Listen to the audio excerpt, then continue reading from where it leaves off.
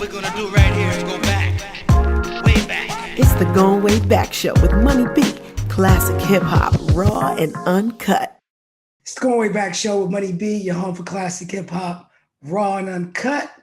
And I am joined as always by my lovely co-host, Ty Teasy in the building.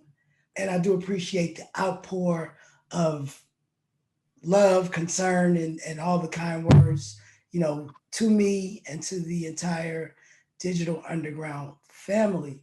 I just thought that before I go back to live shows, I kind of wanted to reflect and, just get it out, because I know the questions are out there about our brother, Shock G, and the genius of Shock G. But more specific, for this show, I kind of want to dive into one of the things, or one of his geniuses or genius moves, and that is the creation of the character Humpty Hump. So I am joined by three of my brothers.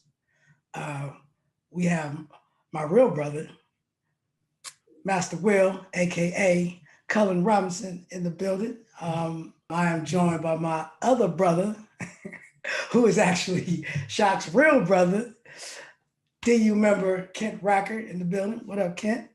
What up, man? Good to see you. Good to see y'all, hearing y'all at the show. And I am joined also by my crazy brother, my current touring brother, the Mac himself, Chris Clarke, aka Young Hump, in the house. What up, Love y'all. Love y'all. Word. So, I kind of want to start the conversation off, because this whole forum is all about just Humpty Hump. There are many things we can go on for hours about the beautiful man that Shock was, the great musician that he was, but I just want to compartmentalize and just, keep it light coming back. And, Humpty Hump was one of those creations that, for the outside world, it kind of threw everybody for a loop. For all of us on the inside, I think it was still very interesting. So I just kind of want to talk about, the different pieces and what made and what still makes the character Humpty Hump such a phenomenon. So, Ken, I kind of want to start with you. And before we get started, I don't know if you want to say anything or say anything to the people that have been showing you, the world has been showing us love for these past few weeks. So I don't know if you want to say anything about that first and foremost. Sure. I got to send deep shout out to everybody. Just the love that I've gotten from the Tampa people, the New York people, and of course the California people. Much love and thank you. And any stories, like I said before, any stories are no story is too short or too long. Y'all can hit me through Armand's show, whether it's, I'm not big on Facebook, but I will get back to folks. I will get back to each and everybody that reaches out, just so everybody knows. But thank you. It's been an honor and incredible to be a part of all of it and everything.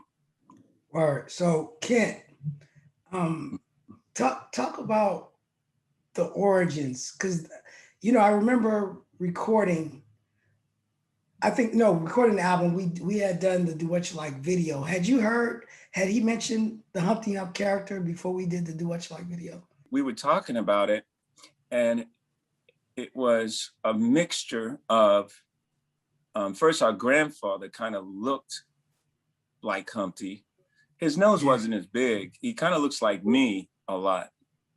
But it was a handful of characters. When it came out, he was like, yo, check this out.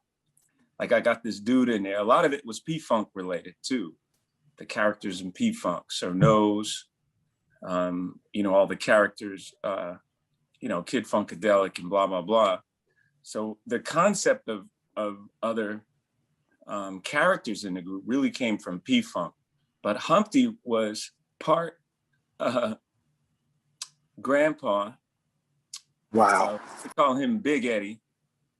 They used to call him Big Eddie. Wow. This dude named Slimio, who at school in Tampa, he had these 400-watt speakers, and he used to talk real loud. You know that high booty brother. Right. That you know. But he always used to talk about his sound system, and he was kind of loud. Who else? There was another cat who might have been, his name might have been Ricardo, but he was kind of loud too. And it was one of our cousins, or maybe our uncle, a relation to our stepmom. He might have been just a good friend of Sonia's, but his name was, he was Tony, and he was really light skinned, so they called him Tony Red. And he used to talk about, my dad had an old Cutlass. He was like, Eddie, he was helping my pops fix it. We're gonna get this Cutlass running, Eddie. And he was kind of loud, you know? So the voices and the characters and that kind of, you know, gregarious, kind of loud, and, you know, we all know them kind of people. Like Hammer was like that too. You know, whenever you talk to you, it's like, yo, you're trying to make that good money. Yo, don't want that good money. He was talking about, you know, going out and touring and stuff, but Humpty is accumulation of that type of brother, that people that we know. And the Groucho part too, we were total Groucho fans for the comedy and being in New York. The Groucho Marx show used to come on, of course, in New York. And the funny thing though is we had to paint, we would get brown nail polish and paint the noses because they never made any brown skin ones. But yeah, Humpty was a combination of a few people that all just kind of came together. Yeah, I learned it because I always knew that your dad was Eddie, but I didn't know your grandfather was Big Eddie. So I knew that Eddie and the Edward, and he used to talk about his dad, and like, you know, your dad, you know, he said, Gregory, you're gonna do this and do that, right? So I knew Edward that. Ellington III. That's the third Eddie. Yeah, The okay, that's it. third. So you put it That's all right. together, right? It's Eddie Sr., then it's our pops is Eddie Jr. They used to call him, our grandmother used to call him Big Eddie. Our dad was Little Eddie. And you're right, Humpty was the third Eddie. Yeah, that's it. Makes sense, right? So he just put it together. Sure. That's dope. Now, Yeah. So now we have this character, and you know, we don't know that, and when we did the What You Like video, he was recognized, right? But even in the Do What You Like video, he didn't have a name. He was just this character. But then circumstances have it where we don't get a song clear. We have to do these new songs, and we end up doing the Humpty dance, right? Mm. So we have this song, and this song is great, but we don't have the dance. So now, right before the video, we have to shoot the dance. So, you know, I'll always say I was in the house, me, Shock, Cullen, and Mac Moan. But Cullen, you and Moan kind of helped Shock come up with the dance. And as you said, I tell the story wrong. So why don't you please tell them the truth of how that dance came to be? He didn't come up with the dance. We're on Second Ave at Deantra's house. As the earthquake was happening, I was about to run out the house, and I'm looking at Moan, and I was like, and we were practicing for the dance as the earthquake was happening. And I'm looking at him, and I'm like, he's moving like this. And I was like, that's it. But we thought you guys was dead in goddamn San Francisco because y'all wasn't even in the World Series happening. Yeah. So when we all finally got back together, I was like, this is how the dance is gonna go. And I was like, okay, this is it. And Shock was like, okay, we rocking with this. That's exactly how it happened. So how much of it did Moan influence? Because from what I understand, you and Moan kind of helped put it together. Moan was in the door of Deantra's doorway, and I was trying to run out the house. And I was looking at him, and I was just looking at him like, that's the dance. That's exactly how it went. It's nothing more than nothing less than that. Talk And about so- God work. Right. God And so just let me share it with him, because we were trying to figure out what to do with the video, but we were actually me, Fuse, Shot, Pee Wee, we were rehearsing in San Francisco to get ready to go to Europe, and the earthquake hit. The bridge got knocked down. There was no power in the city, and we couldn't communicate.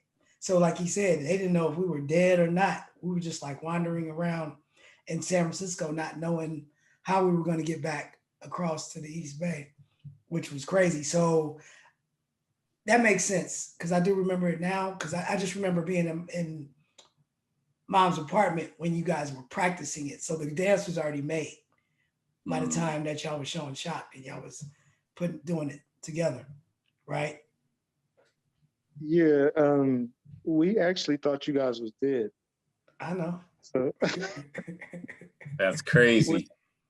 but so when well, I guess we'll get to this, but we did the editing for the video. Me and Moan, you guys went to Europe, but we'll get to that. Word. What's happening? This is E40. I want to send my condolences to my man Shock G, man, Humpty Hump. You understand me? An innovator, a motivator, trendsetter, way ahead of his time. Gone but not forgotten. Love you, brother. Your area.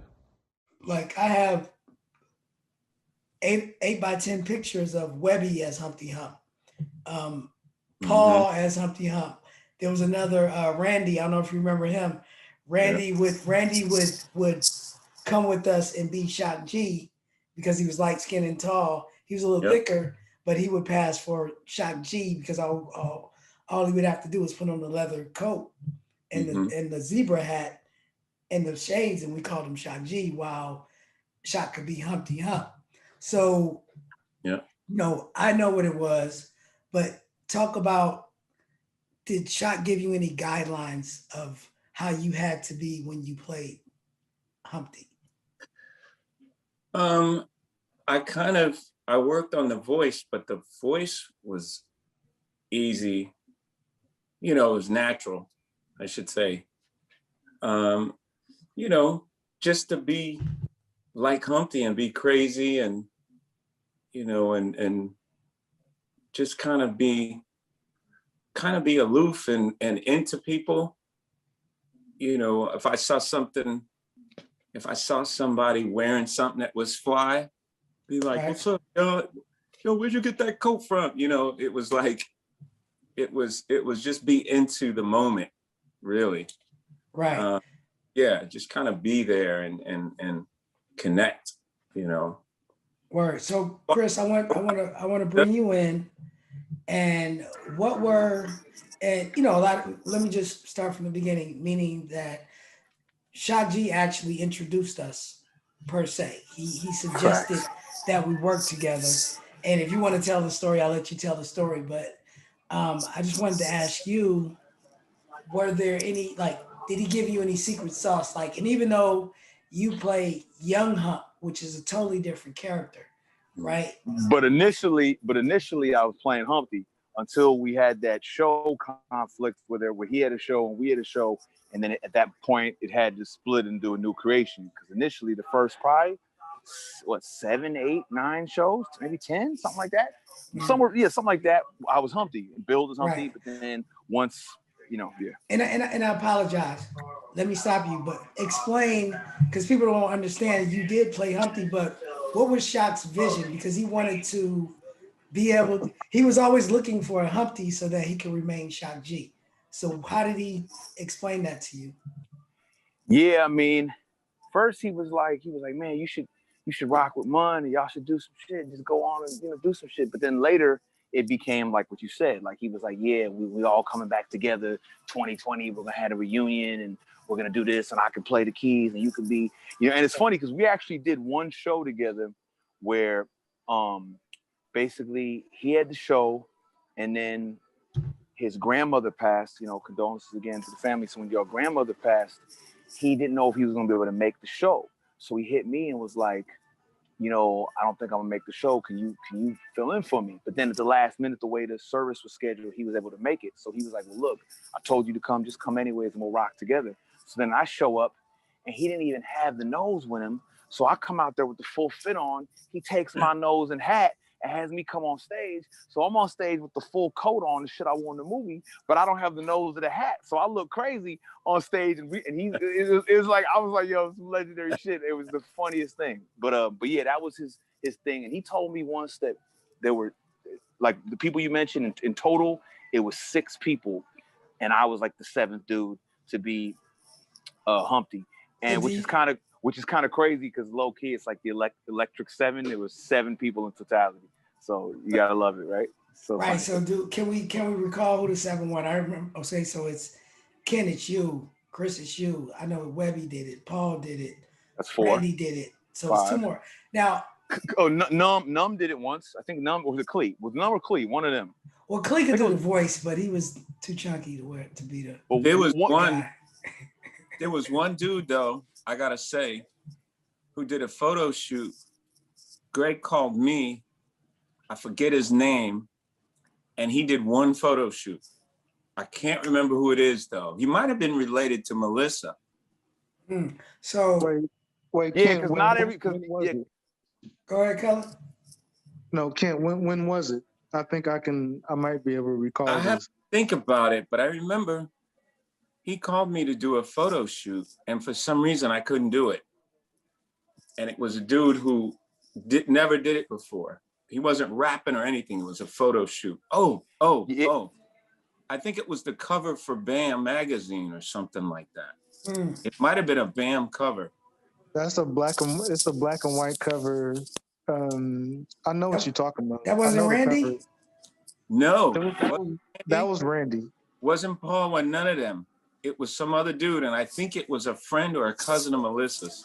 Okay, so I do remember. Now, I don't know if this is true, but this is what I remember. So, Cullen or Kent, you can correct me. But I remember at one time there was a dude in Oakland that was impersonating Humpty, but he was like, something he was doing was foul. He was like I don't know if he was trying to collect money or he was just moving through. I think he actually stole some Humpty gear out of one of Shock's cars or something. Do you remember something like that? I haven't heard anything like that. The only thing I heard. So the end of that story is that the dude who was impersonating him, somehow he found the guy, and I don't know if he told him because people thought it was him so much that he kind of like hollered at him to like, yo, I might want you to come do it. You feel me? Because he was always in search. He was like Shock G was in search of Humpty legendary. Hump in his entire career. Hey, here a hump, there a hump, everywhere a Humpty Hump. Right. You feel but Joe, me? But man, I did hear, and you might remember this, of a case of someone who impersonated Digital Underground and went to a Janet Jackson show at the Coliseum and started something, and they thought it was, I think they thought it was the real Digital Underground. That could have been one of the Humpty impersonators, because I can't imagine them trying to get in without a Humpty character as Digital Underground. So it was a whole group? It was a group of dudes? I heard it was 3 dudes, but one of them was Humpty, and that's how they let him in. And one other quick story, you probably remember this.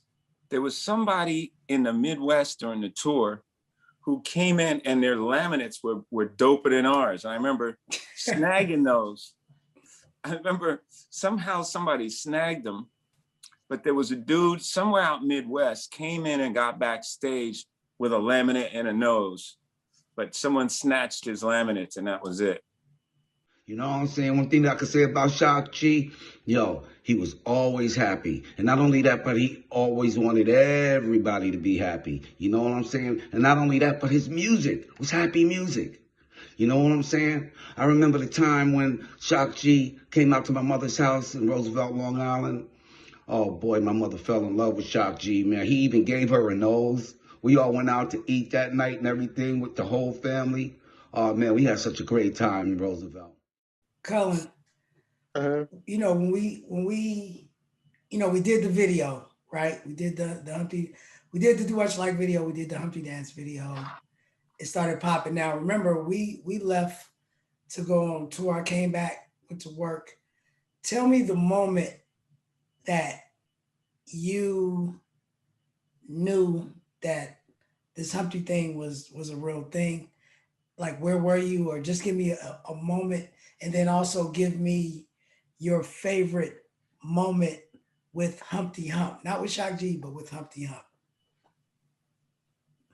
It's not a moment. When you guys left to go to Europe, me and Moan, we had to take the BART and get on the bikes and go to Townsend to go edit the video. Right. And you guys, and Shock just gave us, he was like, do this. I mean, we want this point and this point and this point and this point. So if you watch the video, it's all of our friends. And Right. all of our It's Moan's cousins. We did that. we just it was what Shock wanted, and then we just put everything else of us. Yeah, John and all that. Well, Yeah. and then let me give a little backstory to that as well. So the same company that did Humpty Dance, they did Do What You Like, but and I forget if it was the woman or the man, because it was owned by two people, but one of them had a drug problem, right? And they wouldn't show up. They weren't working. So on the Do What You Like video, and because we didn't have anybody to show us what was right and what was wrong, we ended up editing that video ourselves. Like, we showed up at everything and put the cuts in. So I understand, like, if Shock was like, we thought we had to be at every video to do it. So I could see if Shock saying, I'm not gonna be there, you guys go, and these are the parts we like. Because I remember trying to be there as well. No, Shock just drew up the numbers of this part of the video. Do this, do this, do this, do this. I want this, but we just filled everything else in. And that makes sense, because I see open as fuck. Tamika in there, John Pettis is in there. I said we're gonna make this Oakland as fuck. That's dope. Nah, that's dope. But when we used to go to it was like 2 or 3 days doing the video, editing the video. Me and Moan, it was a Huffy bike because the bridge was down. So we get on the park, and I'd ride on the handlebars, and we just went to Townsend Street and we did that shit. And then when it came out, I was like, okay, we know what we was doing. Hey, what's funny is that he mentioned it because we shot the video and then we had to leave to Europe. That's right. So y'all didn't know what we did. No, we didn't. We just came back to a video. That's hilarious. Oh my God. That is hilarious. Nah, that's dope. I don't think anybody knew that y'all just put it in our hands and y'all went to Europe. Wow. That makes perfect sense. It was hot. It was hot. Amazing. Chris, did you want to say something about that? Just that it's amazing, and it's just the legends, the legendariness of it. It just keeps expanding. Every single detail of everything is as legendary as possible. But it makes sense, right? Because we shot the video. I want to say we shot it on like October. Because what day was the video? What day was the earthquake?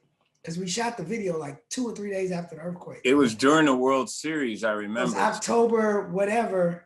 Yeah. And I remember our last show at the Townsend, which I have, was that show might have been the 20th. October. It was in October, of course, but we left like the next day. So we weren't there to edit the video, so that makes sense. But it is now that you go back and look, I see all of Moan's cousins and us. You should have put us in there more. Damn it. Well, the part where K Cloud and them was in there, we had to get that. Yeah, that was town business. For real. Remember K Cloud? Yeah. I still buy chocolate chip cookies from his spot over off of MLK. It's on Martin Luther King down the street from Children's Hospital. Children's Hospital. That's where me and my wife, that's right here where we met. Oh, wow, Nice.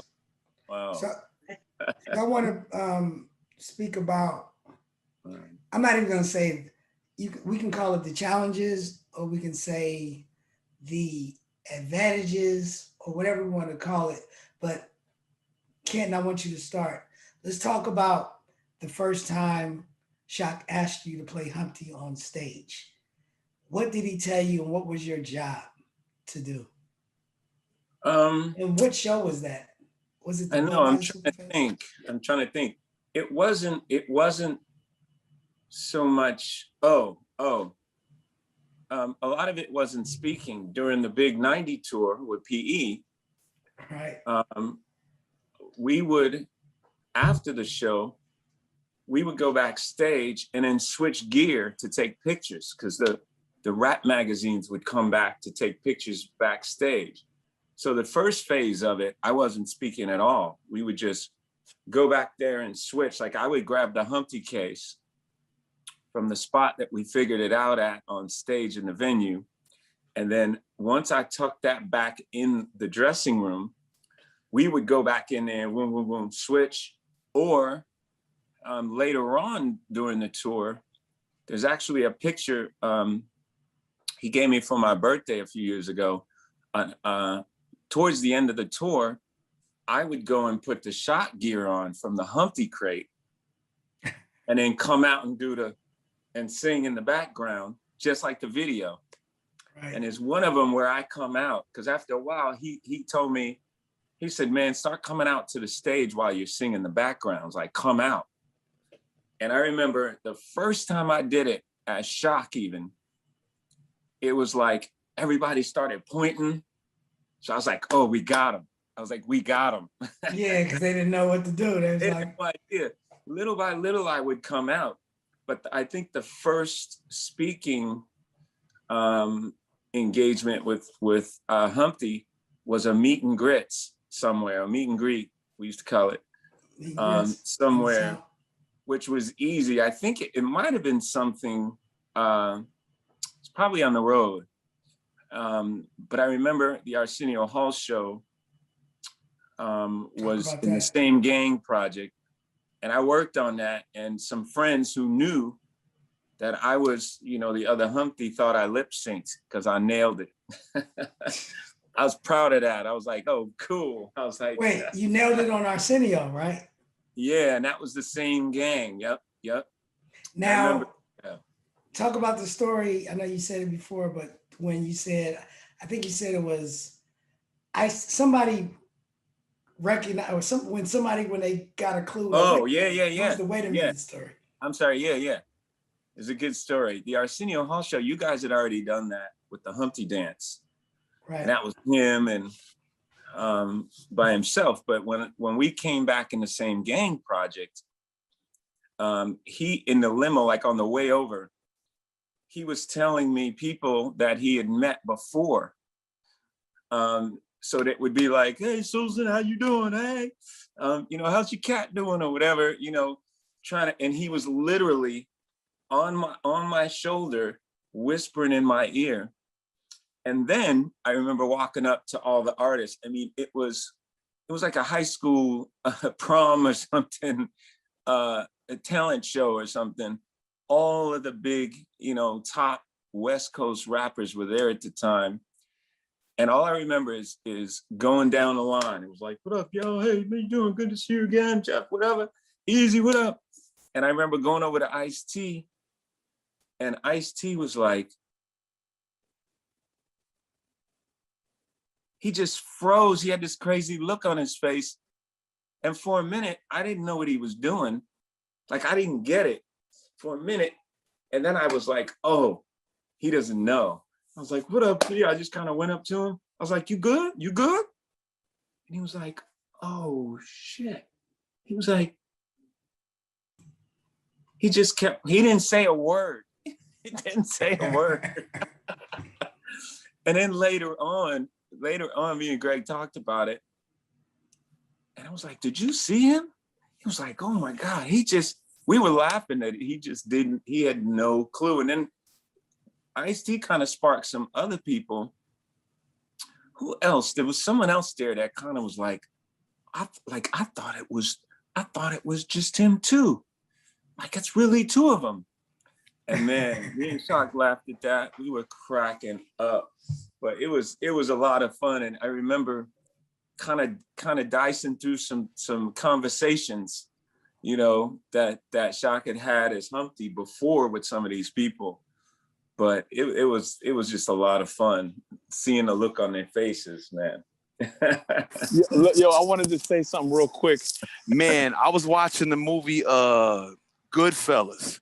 And if y'all remember in the movie Goodfellas, when they're talking about that big super heist that they pulled, like that was what was the greatest heist, the Lufthansa heist, the greatest heist in American. Yo, that's what Humpty Hump is. The Humpty Hump shit is the Lufthansa heist of hip hop, like the fucking illest fucking shit that was pulled over on motherfuckers ever. It's amazing. There's nothing close to it. Just had to jump in. I wanted to say that in my little speech I prepared for the other day, but anyway. Nah, it's good, but Ken, I want you to speak to how it was never over after the show, because we had to be backstage and still keep that same facade going. So talk about that a little bit. Yeah, that was probably the more challenging thing. I know you just said how you had to speak to people, but you had to be before Ken answers. Do you remember we were in New York and KRS-One was looking like it was a new music seminar when Tresh battled whoever, but they were trying to figure out, like, are they two people or one? And he's just looking. I'm like, ha ha, we fooled everybody. But you could tell just by the look on their faces. Whoever we met, whoever we stepped to, they would get this frozen, like, they'd be like, yeah, because they assumed that it was one person, like they knew, but then when they seen us and it was two motherfuckers, they be like, what? Yeah. But the thing is, we all kept it all together. We never said nothing about nothing. Yeah. Right. Yeah. If you figured it out, you would still never know. Yeah. And I remember the Arsenio Hall show, at the end of it, you know, everyone's out on stage. Arsenio asked me to wear the coat with the two, remember the big white fake fur coat with the two diamond H's on the back. Right. And Arsenio was like, can I wear the coat? I was like, nah, man. I said, nah. You ain't touching my coat. I was like, no, you can't do that. I was like, you can't do that, man. You know, but yeah, man, it was just, but the fun thing I gotta say, and Chris can chime in on this, you know, we would laugh like, you know, it was cool to take Humpty off and put him in a way, because it's like, how you gonna be Humpty 24/7? You know, how you gonna be Humpty over here, you know, just going through a grocery store or something, you know? Yeah, and I kind of wanted you two guys to kind of talk about that, because only you guys know what that experience is like. So share with us, please. Well, you go first, Chris. I'll come in after you. You go first. I got one that I've been waiting to hear you. I've been waiting to say to you that I know you know about, that no one else ever could imagine, is when you on stage in the middle of a show and you're smiling and you're doing the thing, and people don't realize, because you've been on stage sweating, that in the tip of your nose is a puddle of sweat, and you moving around and you got this little sweat puddle under your nose and it tickle, and all you want to do is take that nose off and scratch your shit and be free, but the show must go on. And as soon as you get off stage, you take that shit off and the water drip and you're like, shit is nuts, right? Yeah.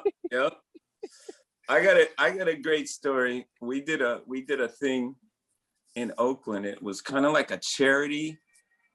And it was the first time I remember I did something kind of public where people are close. I was signing autographs, and I swear to God, this woman came up with her daughter, and me and Shock had to laugh at this. She came up with her daughter and said, "Oh, Humpty," she was a big fan. She was, she wasn't too old, she wasn't too young. She had a daughter with her, and she asked me to sign her breast. And for a minute, I paused. I was like, but then I had to get back into character. I was like, oh, yeah, all right, I was like, okay. Let's do it. With her daughter right there. With her daughter right there. That part, I forgot that. With her daughter. It was just regular business. It was like, yeah, it was, oh, man. But here's another quick story.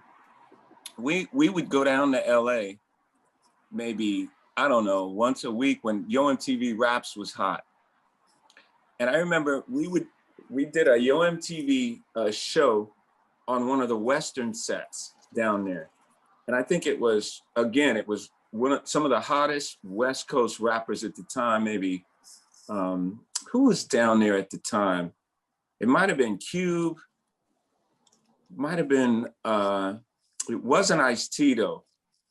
I remember it wasn't him because he probably would have reacted, but they had tours going on while we were down there on the Western sets, because it was Universal Studios or something. And we were doing drops, like we would bust through the door. This is Humpty Hump with Digital Underground.